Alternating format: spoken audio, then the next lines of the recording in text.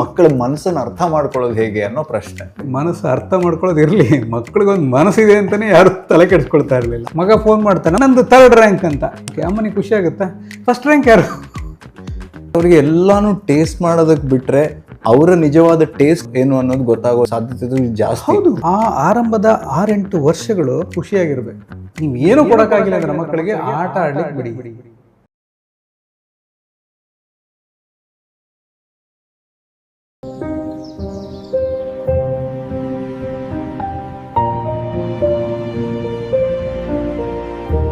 ನಮಸ್ಕಾರ. ಮಾತಾಡು ಮೆಲ್ಲಗೆ ಕಾರ್ಯಕ್ರಮಕ್ಕೆ ನಿಮ್ಮೆಲ್ಲರಿಗೂ ಕೂಡ ಸ್ವಾಗತ. ನಾನು ಬಡಕಿಲಾ ಪ್ರದೀಪ್. ನಮ್ಮ ಜೊತೆ ಡಾಕ್ಟರ್ ವಿರೂಪಾಕ್ಷ ದೇವರ ಮನೆಯವರಿದ್ದಾರೆ. ಸರ್ ನಮಸ್ತೆ. ನಮಸ್ತೆ. ಮಾತಾಯಿತು, ಮೌನ ಆಯಿತು, ಮಕ್ಕಳ ಬಗ್ಗೆ ಮಾತಾಡೋಣ. ಎಲ್ಲರಿಗೂ ಒಂದು ಡೌಟ್ ಇರುತ್ತೆ, ಅಂದರೆ ಈ ಮಕ್ಕಳು ಅಂದ ತಕ್ಷಣ ತುಂಬ ಕಾಂಪ್ಲಿಕೇಟೆಡ್ ಅಂತ ಅನ್ಸೋದಿರ್ಬೋದು. ಈ ಮಕ್ಕಳ ಮನಸ್ಸನ್ನು ಅರ್ಥ ಮಾಡ್ಕೊಳ್ಳೋದು ಹೇಗೆ ಅನ್ನೋ ಪ್ರಶ್ನೆ. ನಿಜ. ಅದರಲ್ಲಿ ಈಗ ಒಂದು ಕಾಲ ಇತ್ತು, ಮಕ್ಕಳ ಬಗ್ಗೆ ತಲೆ ಕೆಡಿಸ್ಕೊಳ್ತಿರ್ಲಿಲ್ಲ ಯಾರು. ಹೌದು ಅಲ್ವಾ? ಅವಾಗ 6 ಮಕ್ಕಳು 8 ಮಕ್ಕಳು ಮನೇಲಿ ಇದ್ದಾಗ ಯಾರು ತಲೆ ಕೆಡಿಸ್ಕೊಳ್ತಿರ್ಲಿಲ್ಲ. ಮಕ್ಕಳಿಗೆ ಮನಸ್ಸು ಅರ್ಥ ಮಾಡ್ಕೊಳ್ಳೋದು ಇರಲಿ, ಮಕ್ಕಳಿಗೊಂದು ಮನಸ್ಸಿದೆ ಅಂತಲೇ ಯಾರು ತಲೆ ಕೆಡಿಸ್ಕೊಳ್ತಾ ಇರಲಿಲ್ಲ. ನಿಜ ಅಲ್ವಾ? ಹೌದು. ಹಳೆಯ ದಶಕಗಳಲ್ಲಿ ಜನ ಹೇಳ್ತಾರೆ, ಹೌದು, ಓಕೆ, ನಮ್ಮ ಮನೇಲಿ ನನಗೊಂದು ಮನಸ್ಸಿದೆ ಅಂತಲೇ ಅವ್ರಿಗೆ ಗೊತ್ತಿರಲಿಲ್ಲ. ಕಾಲ ಬದಲಾಗಿದೆ. ಕುಟುಂಬದಲ್ಲಿ ಒಂದು ಮಗು, ಗಂಡ ಹೆಂಡತಿಗೆ ಒಂದು ಮಗು, ಈ ಥರದ ಪರಿಸ್ಥಿತಿಯಲ್ಲಿ ಆದಾಗ ಮಕ್ಕಳು ಸೂಕ್ಷ್ಮ ಆಗ್ತಾ ಇದ್ದಾರೆ, ಪರಿಸ್ಥಿತಿಗಳು ಮತ್ತು ಸಮಾಜ ಸೂಕ್ಷ್ಮ ಆಗ್ತಾ ಇದೆ. ಇಂಥ ವಾತಾವರಣದಲ್ಲಿ ಏನು ಬೆಳವಣಿಗೆಗಳಾಗ್ತಾ ಇದೆ, ನಾವು ಮಕ್ಕಳು ಇಂದಿನ ಕಾಂಪಿಟೇಟಿವ್ ವರ್ಲ್ಡಲ್ಲಿರ್ತಕ್ಕಂಥ ಪರಿಸ್ಥಿತಿಯಲ್ಲಿ ಮಕ್ಕಳು ಒತ್ತಡಕ್ಕೊಳಗಾಗ್ತಿದ್ದಾರೆ ಅನ್ನೋ ಯೋಚನೆ ಮಾಡಿಕೊಂಡಾಗ ಆಗ ನಾವು ಮಕ್ಕಳನ್ನು ಅರ್ಥ ಮಾಡ್ಕೊಳ್ಳೋದು ಹೇಗೆ ಅಂತ ಬರುತ್ತೆ. ಇನ್ಫ್ಯಾಕ್ಟ್ ನೀವು ಹೇಳಿದಾಗ ಅನಿಸ್ತಾ ಇತ್ತು ನನಗೆ, ಮಕ್ಕಳ ಮನಸ್ಸನ್ನು ಅರ್ಥ ಮಾಡ್ಕೊಳ್ಳೋದು ಹೇಗೆ ಅಂದಾಗ ನಿಜವಾಗ್ಲೂ ಆಗ್ತದೆ ನಮಗೆ ಮಕ್ಕಳ ಮನಸ್ಸನ್ನು ಅರ್ಥ ಮಾಡ್ಕೊಳ್ಳೋ. ಯಾಕೆಂದರೆ ಮಗುವಿನ ಮನಸ್ಸು ಅರ್ಥ ಮಾಡ್ಕೊಳ್ಳೋದಕ್ಕೆ ಒಂದು ಮಗುವಿಗೆ ಸಾಧ್ಯ ಅಂತ ಇಟ್ಕೊಳ್ಳೋಣ. ನಾವು ಆ ಮಗುವನ್ನು ಬಿಟ್ಟು ಈಚೆ ಬಂದಿರ್ತೀವಿ ಅಲ್ವಾ? ನೋಡಿ, ಇಲ್ಲೇ ಈಗ ನಾವು ಇಷ್ಟು ಆರಾಮಾಗಿ ಕುತ್ಕೊಂಡು ಮಾತಾಡ್ತಿದ್ದೀವಿ ಅಂದರೆ ಈ ರೂಮಿನಲ್ಲಿ ಒಂದು ಮಗು ಇದ್ದರೆ ಅವನಿಗೆ ಎಲ್ಲದನ್ನು ಎಕ್ಸ್ಪ್ಲೋರ್ ಮಾಡ್ತಾನೆ, ಮೇಲೆ ಹತ್ತುತ್ತಾನೆ, ಕೆಳಗೆ ಜಂಪ್ ಮಾಡ್ತಾನೆ. ವಯಸ್ಕರಾಗಿ ನಾವೇನು ಹೇಳ್ತೀವಿ ಅಂತಂದರೆ, ನೀನು ಸುಮ್ಮನೆ ಕೂತ್ಕೊಳ್ಳೋಕ್ಕಾಗಲ್ವಾ, ಅದನ್ನೆಲ್ಲದೂ ತೆಗ್ದೇ ನೋಡಬೇಕಾ, ಸುಮ್ಮನೆ ನೋಡೋಕ್ಕಾಗಲ್ವಾ ಅನ್ನೋ ರೀತಿ ನಮ್ಮ ಆಲೋಚನೆ ಬರುತ್ತೆ. ಅದಕ್ಕೆ ಆ್ಯಸ್ ಎನ್ ಅಡಲ್ಟ್. ಹೌದು, ನಿಮ್ಮ ಬುಕ್ಕಿನ ಇದು ಕೂಡ ನೆನಪಾಗುತ್ತೆ. ಅಂದರೆ ಮಕ್ಕಳನ್ನ ಮಕ್ಕಳಾಗಿರೋದಕ್ಕೆ ಬಿಡಿ, ಮಕ್ಕಳನ್ನು ಮಕ್ಕಳಾಗಿರಲು ಬಿಡಿ. ಅಂದರೆ ನಾವು ಮಕ್ಕಳನ್ನ ಹಂಗೆ ನೋಡ್ಕೊಳ್ಬೇಕು, ಹಿಂಗೆ ನೋಡ್ಕೊಳ್ಬೇಕು, ಮಕ್ಕಳ ಬಗ್ಗೆ ಕಾಳಜಿ ವಹಿಸಬೇಕು ಅಂತೆಲ್ಲ ತುಂಬ ಮಾತು ಕೇಳಕ್ಕೆ ಬರ್ತಾ ಇರುತ್ತೆ. ಆ್ಯಕ್ಚುಲಿ ಮಕ್ಕಳ ಬಗ್ಗೆ ತುಂಬ ಕಾಳಜಿ ಮಾಡಬೇಕು ಅಂತಂದರೆ ಅವ್ರು ಹೆಂಗಿದ್ದಾರೆ ಹಂಗೆ ಇರೋದನ್ನೇ ಬಿಡೋದೇ ವಾಸಿ. ಮಕ್ಕಳನ್ನು ಮಕ್ಕಳಾಗಿರಲು ಬಿಡಿ. ಹೌದು. ಯಾಕಂದರೆ ತುಂಬ ಬೇಗ ಅವರನ್ನು ನಾವು ವಿಜ್ಞಾನಿಗಳು ಮಾಡೋಕ್ಕೆ ಕೊಟ್ಬಿಡ್ತೀವಿ, ಡಾಕ್ಟ್ರು ಮಾಡೋಕ್ಕೆ ಕೊಟ್ಬಿಡ್ತೀವಿ, IIT ಇಂಜಿನಿಯರಿಂಗು. ಯಾವಾಗ ಅವ್ರ ಪಾಡಿಗೆ ಅವ್ರು ಆಗ್ತಾರೆ ಇನ್ ದೇರ್ ಓನ್ ಟೈಮ್. ಆದರೆ 6ನೇ ಕ್ಲಾಸ್ಗೆ ನಾನು IIT ಕೋಚಿಂಗ್ ಹಾಕ್ಬಿಡ್ತೀನಿ, ಈಗಲೇ ಹಾಕ್ಬಿಡ್ಬೇಕು. ಅಲ್ಲ, ನನ್ನ ಮಗು ಈಗ 7 ತಿಂಗಳು 8 ತಿಂಗಳು ಯಾವ ಕಾಲೇಜ್ ಯಾವ ಸ್ಕೂಲಿಗೆ ಅಲ್ಲ ಈಗಲೇ ಡಿಸೈಡ್ ಮಾಡಬೇಕು, ಯಾಕಂದರೆ ನಾಳೆ ದಿನ ಅಡ್ಮಿಷನ್ ಸಿಕ್ಕಲ್ಲ. ನೋಡು, ನಾನು ಕಷ್ಟಪಟ್ಟು ಈ ಸೀಟ್ ತಗೊಂಡಿದ್ದೀನಿ, ನೀನು ಅಲ್ಲಿ ಚೆನ್ನಾಗಿ ಓದಿಲ್ಲ ಅಂದರೆ ಹೇಗೆ? ಸೊ ಆಟೋಮೆಟಿಕ್ಕಾಗಿ ಏನಾಗ್ತದೆ, ಆ ಮಗುವಿನ ಮನಸ್ಸಿನ ಮೇಲೆ ಒತ್ತಡಗಳು ಬೆಳೀತಾ ಹೋಗ್ತದೆ. ಆ ಆರಂಭದ 6-8 ವರ್ಷಗಳೇನಿದೆಯಲ್ಲ, ನಾಳೆ ಕೋಟಿ ಕೊಟ್ಟರೂ ಸಿಗಲ್ಲ. ಆ ಆರಂಭದ 6-8 ವರ್ಷಗಳು ಬೇಸಿಕ್ ಥಿಂಗ್ ಮಗುವಿಗೆ ಇರಬೇಕಾಗಿರೋದು ಖುಷಿಯಾಗಿರಬೇಕು, ಆಟ ಆಡಬೇಕು, ಸಂಬಂಧಗಳನ್ನು ಅರ್ಥ ಮಾಡ್ಕೋಬೇಕು, ಈ ಬೆರಳುಗಳನ್ನು ಸೇರಿಸ್ಕೊಂಡು ಬಣ್ಣ ಹಚ್ಚಬೇಕು, ಕೆಸರಲ್ಲಾಡಲಿ, ಮಣ್ಣಲ್ಲಾಡಲಿ, ಜೇಡಿ ಮಣ್ಣಲ್ಲಿ ಹಾಡಲಿ, ಕುಣಿಲಿ, ನೃತ್ಯ ಮಾಡಲಿ, ಸಂಗೀತ ಕೇಳಲಿ. ಯಾಕೆಂದರೆ ಅದು ಒಂದು ದೀರ್ಘಾಯುಷ್ಯದ ಆರೋಗ್ಯವಂತ ಜೀವನದ ಫೌಂಡೇಶನ್. ಅಂದರೆ ಒಬ್ಬ ಮಗುವನ್ನು ನಾವು ಮಾನಿಟರ್ ಮಾಡಬೇಕು, ಕಂಟ್ರೋಲ್ ಮಾಡಬಾರ್ದು ಅಂತ. ಎಕ್ಸಾಕ್ಟ್ಲಿ. ನಮಗೇನಾಗ್ಬಿಡುತ್ತೆ ಅಂತಂದರೆ, ಎಲ್ಲೋ ಒಂದು ಕಡೆ ಆಧುನಿಕ ಬದುಕಿನಲ್ಲಿ ಒಂದು ಜಮಾನದ ಹಿಂದೆ ಪೇರೆಂಟ್ಸು ತುಂಬ ಹಿಂದೆ ಬೀಳ್ತಿರಲಿಲ್ಲ ಮಕ್ಕಳ ಹಿಂದೆ.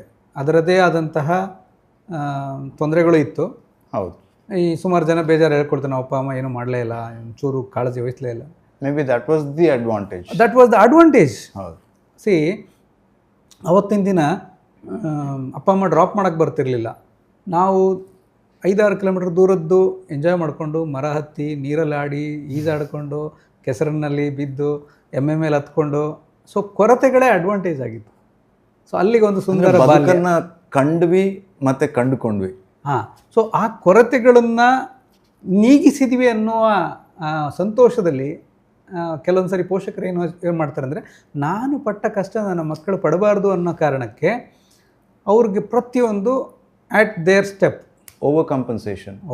ಈ ವಿಟಮಿನ್ ಎನ್ ಡೆಫಿಷಿಯನ್ಸಿ ಅಂತ ಹೇಳ್ತೀವಿ ನಾವು. ವಿಟಮಿನ್ ಎನ್ ಡೆಫಿಷಿಯನ್ಸಿ ಮಕ್ಕಳಲ್ಲಿ ಅಂದರೆ ಅವ್ರು ಏನು ಕೇಳಿದರೂ ಕೊಡ್ತೀವಿ. You want anything, it is there. ನಾವು ಕೇಳೋದು ಬೇಡ, ಮಕ್ಕಳು ಆನ್ಲೈನ್ ಆರ್ಡ್ರ್ ಮಾಡಿಬಿಡ್ತಾರೆ. ಅಪ್ಪಂದು ಅಕೌಂಟು ಗೊತ್ತಿರುತ್ತೆ, ಅಮ್ಮಂದು ಗೂಗಲ್ ಪೇನೂ ಗೊತ್ತಿರುತ್ತೆ.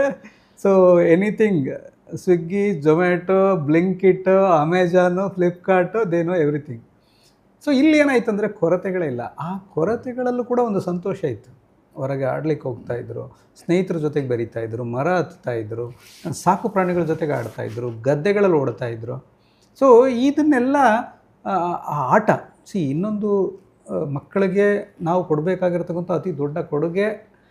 ಮತ್ತು ಎಲ್ಲ ಈ ಒಂದು ಡೆವಲಪ್ಮೆಂಟಲ್ ಪಿಡಿಯಾಟ್ರಿಷಿಯನ್ಸ್ ಹೇಳುವಂಥ ವಿಚಾರ ಏನಂದರೆ, ನೀವು ಏನೂ ಕೊಡೋಕ್ಕಾಗಿಲ್ಲ ಅಂದರೆ ಮಕ್ಕಳಿಗೆ ಆಟ ಆಡ್ಲಿಕ್ಕೆ ಬಿಡಿ. The play can be the highest form of research ಅಂತ ಹೇಳ್ತಾರೆ. ಮೊದಲೇನಿತ್ತು ಹೇಳಿ, 8 ಪೀರಿಯಡ್ ಇರ್ತದೆ. 8 ಪೀರಿಯಡಲ್ಲಿ ರೀಸಸ್ ಪೀರಿಯಡ್ ಮಧ್ಯದಲ್ಲಿ ಒಂದು ಬ್ರೇಕ್ ಕೊಡ್ತಾರೆ, ಆವಾಗ ಆಟ ಆಡಿ ಅಂತ. ಇನ್ಫ್ಯಾಕ್ಟ್ ಆಟ ಆಡಲಿಕ್ಕೆ ನೀವು ಜಾಸ್ತಿ ಹೊತ್ತು ಬಿಟ್ಟು ಅದರ ಮಧ್ಯೆ ಪಾಠ ಕಲಿಸಿ ಅಂತ ನಿಜವಾದ ಶಿಕ್ಷಣ ತಜ್ಞರು ಹೇಳ್ತಾರೆ. ಅಂದರೆ ನಿಮ್ಮ ಕಲಿತಿದ್ದೀವಿ ಅಂತ ಅನ್ಸಲ್ಲ. ಆಟ ಆಡ್ತಾ ಆಟ ಆಡ್ತಾ ಕಲಿತಾರವ್ರು. Why can't we do that? ಅಂದರೆ 2-3 ತಾಸು ನೀವು ಆಟ ಆಡಲಿಕ್ಕೆ ಬಿಟ್ಟು ಅದರಲ್ಲಿ ನೀವು ಗಣಿತ ಕಲಿಸಿ, ವಿಜ್ಞಾನ ಕಲಿಸಿ, ಜೀವನ ಮೌಲ್ಯಗಳನ್ನು ಕಲಿಸಿ, ನಾಟಕನ ಕಲಿಸಿ, ಸಂಗೀತ ಕಲಿಸಿ. ಇಲ್ಲಿ ಕೂತ್ಕೊಂಡಿದ್ದಾನೆ ಅವ್ನು ಗಟ್ಟಿಯಾಗಿ ಕ್ಲಾಸಲ್ಲಿ, ಅವನ ಗಮನ ಎಲ್ಲ ಅಲ್ಲಿ ಹೊರಗಡೆ ಗಿಳಿ ಮೇಲಿದೆ, ನಾನು ಇಲ್ಲಿ ಕನ್ನಡ ಕಲಿಸ್ತಾ ಇದ್ದೀನಿ, ಹೋಗ್ತದಾ? ಫ್ಯೂಟೈಲ್. ಹಾಂ. ಸೊ ಆ ರೀತಿಯಲ್ಲಿ ಮಕ್ಕಳ ಮನಸ್ಸನ್ನು ಅರ್ಥ ಮಾಡ್ಕೊಳ್ಬೇಕು ಅಂತ ಹೊರಟ್ರೆ ನಾವು ಅವ್ರನ್ನ ಫಸ್ಟು ಮಕ್ಕಳಾಗಿರಲು ಬಿಡಬೇಕು.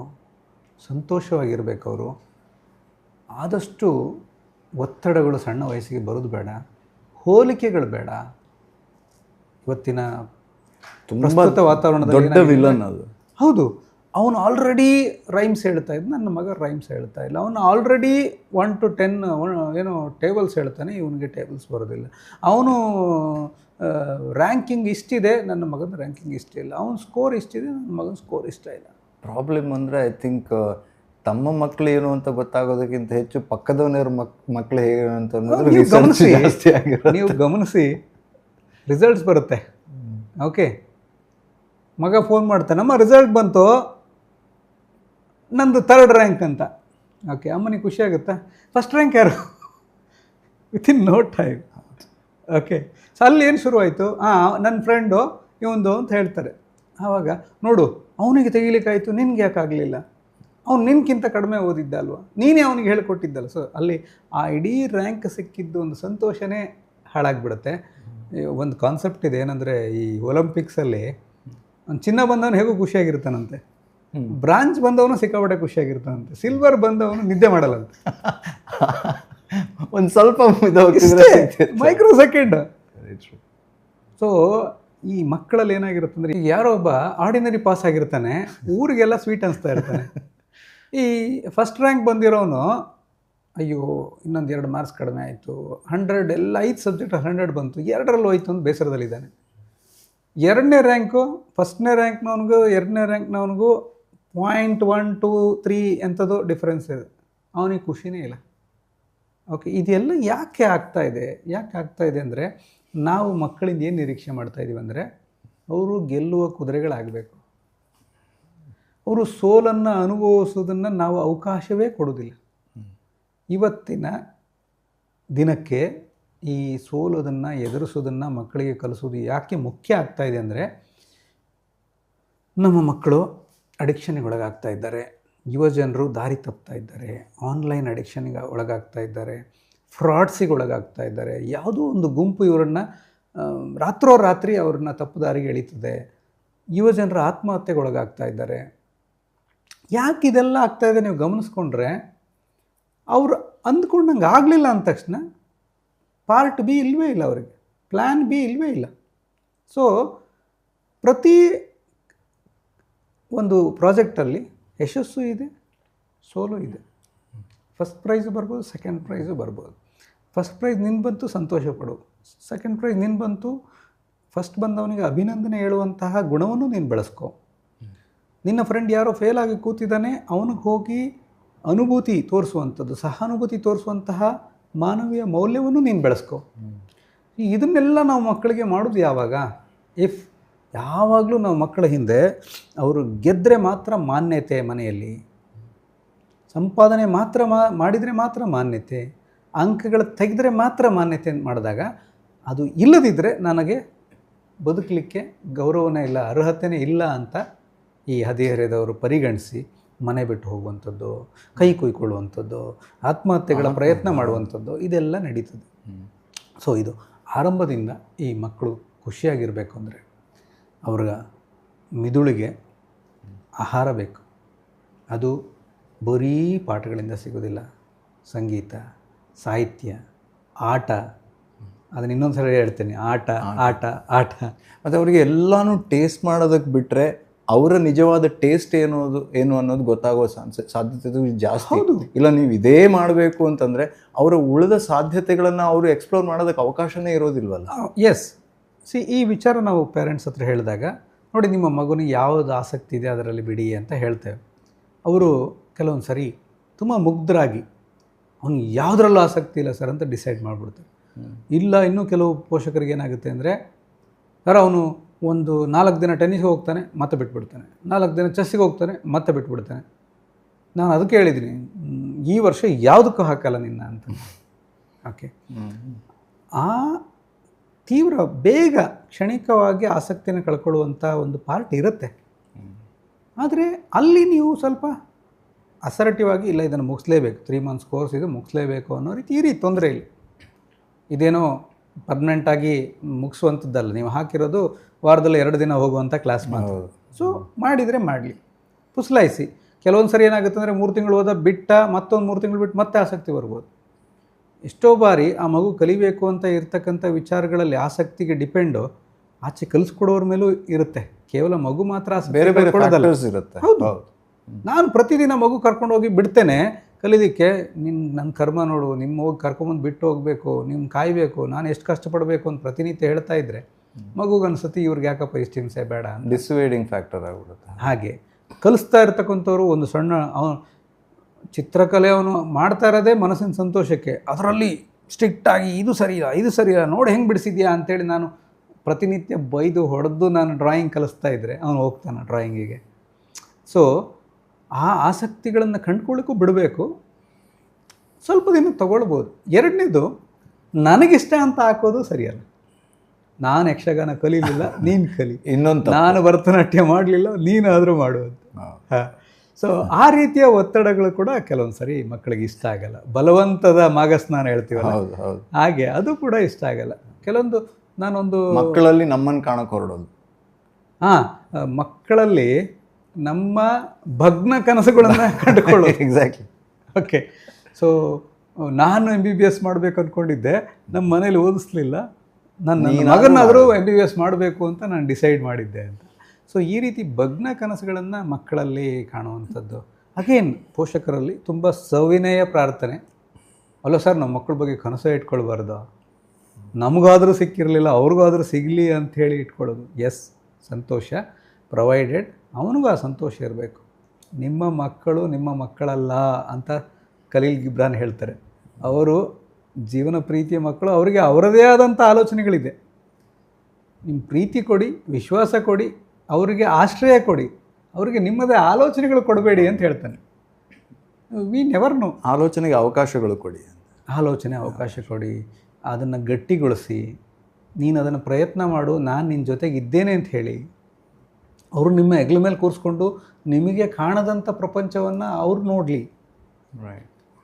ಆದರೆ ಸೀಮಿತ, ಇದು ಮಾಡಬೇಡ, ನಂಗೆ ಗೊತ್ತು ಇದು ವೇಸ್ಟು, ಅದು ಮಾಡಬೇಡ, ಅದು ಗೊತ್ತು ಅದು ವೇಸ್ಟು, ನಾವು ಆ ಕಾಲೇಜಿಗೆ ಸೇರಲಿಕ್ಕಿಲ್ಲ, ಅಲ್ಲಿ ಸೇರೋದೆಲ್ಲ ಹಾಳಾಗವ್ರೆ, ಈ ಕಾಲೇಜಿಗೆ ಸೇರು, ಇಲ್ಲಿ ನನ್ನ ಸ್ನೇಹಿತ ಪ್ರಿನ್ಸಿಪಲ್ ಇದ್ದಾನೆ, ಈ ಹುಡುಗಿನೇ ಮದುವೆ ಆಗು, ನಾನು ಹೇಳಿದ ಹುಡುಗಿನೇ ಮದುವೆ ಆಗು, ನಾನು ಹೇಳಿದ ಹುಡುಗನ್ನೇ ಮದುವೆ ಆಗು. ಸೊ ನಮ್ಮ ಆಲೋಚನೆಗಳೇ ಸರಿ ಇರಬೇಕು ಅಂತ ಅಂದ್ಕೊಳ್ಳೋದಕ್ಕಿಂತ ಚರ್ಚೆ ಮಾಡೋಣ, ಮಗುವನ್ನು ಒಂದು ವ್ಯಕ್ತಿಯನ್ನಾಗಿ ನೋಡೋಣ. ಈಗ ನಾನು ನಿಮ್ಮ ಜೊತೆಗೆ ನಿಮ್ಮನ್ನೊಂದು ವ್ಯಕ್ತಿಯಾಗಿ ನೋಡೋದಕ್ಕೆ ನಾನು ನಿಮಗೆ ಗೌರವ ಕೊಡ್ತೇನೆ. ನೀವೇನಾದರೂ ಹೇಳಲಿಕ್ಕೆ ಬಂದರೆ ನಾನು ಫಸ್ಟ್ ಕೇಳಿಸ್ಕೊಂಡು, ನೀವು ಹೇಳೋದ್ರಲ್ಲಿ ಒಂದು ಪಾಯಿಂಟ್ ಇದೆ, ನನ್ನ ವಿಚಾರ ಹೇಳ್ತೀನಿ, ನನ್ನ ವಿಚಾರ ಹೇಳಿದ ಮೇಲೆ ನಿಮಗೇನು ಅನಿಸುತ್ತೆ ಹೇಳಿ ಅಂತ ನಾನು ವೆಯ್ಟ್ ಮಾಡ್ತೇನೆ. ಆದರೆ ಮಕ್ಕಳ ಜೊತೆಗೆ ಈ ತಪ್ಪು ಮಾಡ್ತೇನೋ, ಅವ್ರು ಏನಾದ್ರು ಹೇಳಕ್ಕೆ ಹೋದ ತಕ್ಷಣ ಬಾಯಿ ಮುಚ್ಕೊಂಡು ನಾನು ಹೇಳಿದ್ದು ಕೇಳು ಅಂತೀವಿ, ನಾನು ಹೇಳ್ದಷ್ಟು ಮಾಡು ಅಂತೀವಿ, ನನಗೆ ಹೇಳಕ್ಕೆ ಬಂದುಬಿಟ್ಟೆ ನೀನು ಅಷ್ಟು ದೊಡ್ಡವನಾದ್ಯಾ ಅಂತೀವಿ. ಸೊ ಅಲ್ಲಿ ಆ ಮಗುವನ್ನು ವ್ಯಕ್ತಿಯನ್ನಾಗಿ ನೋಡೋದಿಲ್ಲ ನಾವು. Thank you doctor. ಮುಂದಿನ ಸಂಚಿಕೆಯಲ್ಲಿ ಸಿಗೋಣ. ನಮಸ್ಕಾರ.